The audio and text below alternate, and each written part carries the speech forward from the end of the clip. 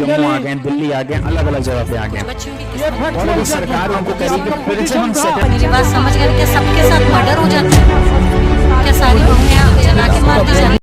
Hello everybody, आज हम discuss कर रहे हैं separation of powers. Separation of powers एक बहुत ही क्रिटिकल एंड इम्पॉर्टेंट, हम कहते हैं, एक फीचर है of the Indian constitution. Separation of feature powers सबसे पहले फीचर हुआ था by a scholar name Montesquieu. इन्होंने ये बताया कि गवर्नमेंट के 3 ऑर्गन्स होते हैं, legislature, executive and judiciary, and एक effective functioning of the government is only possible अगर ये 3 ऑर्गन्स सेपरेटेड रहें, इनका फंक्शंस आपस में इंटरमिक्स ना हो। Because we have observe from time immemorial कि एब्सोल्यूट पावर जो है वो एब्सोल्यूटली करप्ट कर देती है इंडिविजुअल्स को। तो अगर एक राजा था, वो ही लॉ बनाता था, वो ही लॉ एग्जीक्यूट करता था, और अगर राजा का लॉ नहीं माना जाता था तो वो ही जज बन जाता था। अब यहाँ पर जब हमें गवर्नमेंट चलानी है, सरकार चलानी है, तो इसके लिए हमें एक इम्पॉर्टेंट चीज करनी है कि ये ऑर्गन जो लॉ बना रहा है, जो लॉ इम्प्लीमेंट कर रहा है, और जो लोगों को जस्टिस प्रोवाइड कर रहा है उस लॉ के उल्लंघन होने पर, ये तीनों सेपरेट होने चाहिए। मॉन्टेस्क्यू ने जो एक फॉर्मूला दिया वो था वाटर टाइट कंपार्टमेंट्स होने चाहिए तीनों ही ऑर्गन्स के।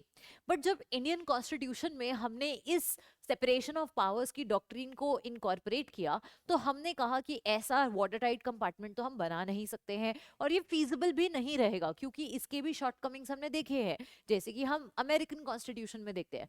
तो इंडिया जो है वो एक डॉक्ट्रिन साथ में लेके आया, वो था चेक्स एंड बैलेंस की डॉक्ट्रिन। अब ये चेक्स एंड बैलेंस की डॉक्ट्रिन क्या कहती है कि लेजिस्लेचर अपना लॉ बनाने का काम करेगा, एग्जीक्यूटिव अपना लॉ इंप्लीमेंट करने का काम करेगा, और जुडिशरी जो है वो जस्टिस करने का काम करेगा। But at the same time उनके पास में थोड़े से चेक्स के पावर भी होंगे ऑन दी अदर 2 ऑर्गन्स। तो सपोज हम जुडिशरी को ले लेते हैं, तो ये जस्टिस करने का काम करता है, but at the same time judiciary के पास में ये भी पावर्स होंगे कि वो एग्जीक्यूटिव और लेजिस्लेचर के एक्शंस पर चेक रखेगा। कैसे? जुडिशियल रिव्यू से। एग्जीक्यूटिव के पास में ऑप्शन होगा कि अगर कोई भी जज अपनी पावर को मिसयूज कर रहा है तो उन्हें रिमूव करवाना फ्रॉम देयर जस्टिसेबल पोजीशन।